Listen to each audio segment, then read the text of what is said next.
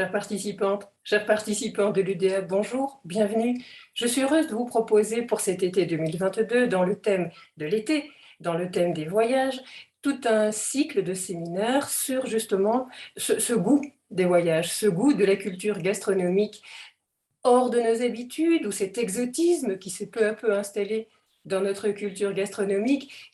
Qu'est-ce qui nous vient d'ailleurs? Bien sûr, au Moyen-Âge, le sucre était un produit exotique. Je ne compte pas remonter aussi loin. Je suis historienne de l'Europe occidentale et je me suis spécialisée avec bonheur dans l'histoire de l'alimentation. Et donc, je vous propose de jeter un coup d'œil immédiatement sur ce que je vous propose, toujours dans le cadre de l'UDA, bien sûr, toujours dans cet esprit qui m'est cher et que je poursuis depuis des années, d'explorer l'histoire culturelle et anthropologique de notre alimentation. Je vous propose donc le goût des voyages. Nous mangeons des sushis, nous buvons du thé, nous consommons du curry, de la dinde, du carpaccio, des sandwichs, de la choucroute. D'où cela vient-il? Du Japon, de Chine, d'Inde, d'Amérique, d'Italie, d'Angleterre, d'Allemagne, et pourtant ce sont devenus des aliments qui nous semblent quotidiens. La découverte de l'Amérique et de toutes ces plantes exotiques qu'on y trouvait a été fascinante pour l'Europe. Le maïs, la tomate, la pomme de terre, vous imaginez. Que sont les apports exotiques à notre gastronomie?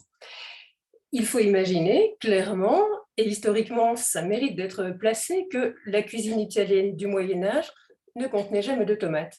Ça peut paraître simple une fois qu'on y a pensé, c'est tout un effort de finalement se replacer dans ce que pouvaient véritablement vivre, connaître, goûter et apprécier nos aïeux. À l'origine, les sushis, ce n'est pas du tout ce que l'on trouve maintenant. Tout simplement, ici, une très belle gravure d'Hiroshige, une très belle estampe d'Hiroshige sur un bol de sushi à l'époque Edo, mais le sushi, à l'origine, c'est beaucoup plus complexe que cela. Encore un exemple, la sauce bolognaise n'existe absolument pas à Bologne, ni même nulle part en Italie. C'est une création complètement belge. Et le filet américain, c'est américain? Non, pas du tout. Ou alors, c'est ce qu'en France, on appelle un tartare. Et pourquoi un tartare? Qui sont ces gens? Qu'ont-ils à voir avec la viande crue? Et donc, se pose la question de savoir s'il existe des plats emblématiques nationaux ou si ce sont des traits culturels façonnés finalement a posteriori et avec beaucoup d'a priori. Je vous propose, pour mieux découvrir tout cela, des étymologies, voilà, d'où nous vient tout simplement le rösti.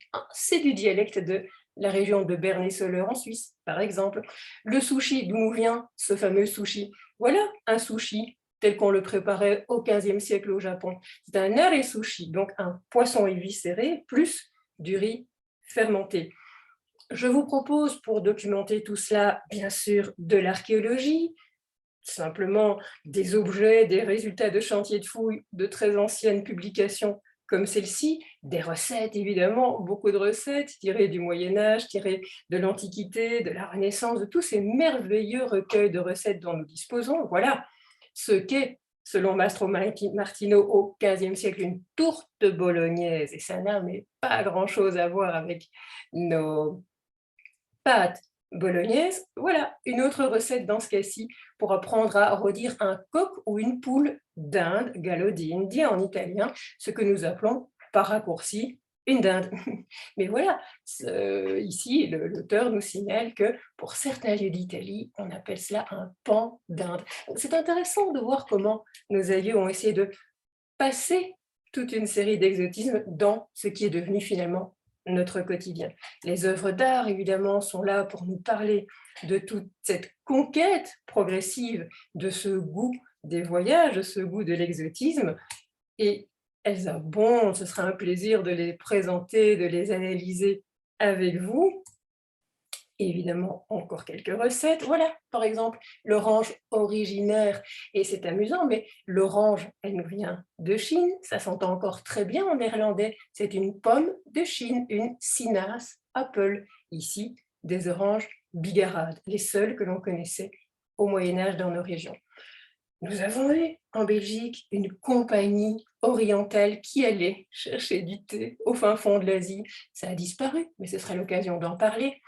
Et bien sûr, tous ces traits historiques ont énormément de liens avec l'actualité. Que serait le petit déjeuner à l'anglaise sans tout ce passé, en quoi ce petit déjeuner à l'anglaise nous est-il parfois encore un peu étonnant et un peu étrange? Ce n'est qu'un exemple, il y en a énormément d'autres. Ici, une tarte, une trickle tart, une tarte à la thériaque, telle que j'ai un jour pu en déguster une à Londres. C'est une recette qui nous vient aussi du fond du Moyen-Âge. Mais les épices, elles ne poussent pas dans nos régions. Elles-mêmes faisaient l'objet de tout un imaginaire, tout un marché commercial. Et pour ce séminaire de 8 fois 2 heures, je vous propose bien sûr beaucoup de contenu, mais toute une place aussi pour vos apports et vos témoignages. Nous sommes sur Zoom, mais il n'empêche, nous sommes ensemble, nous partageons toutes ces connaissances. Donc, écrivez-moi, envoyez-moi vos questions, vos suggestions, vos apports et vos témoignages. Et bien sûr, je le relayerai après chaque rencontre de 2 heures. Je vous envoie toute une série de suggestions, de réflexions, de lectures, de vidéos, de pistes de visite ou de pistes d'approfondissement, toujours dans cette idée qu'il faut passer de cette mentalité où il faut bien manger pour vivre, jusqu'au fait que non, il faut bien manger pour mieux vivre. Toujours dans cette idée que la culture rend la vie infiniment plus vivante.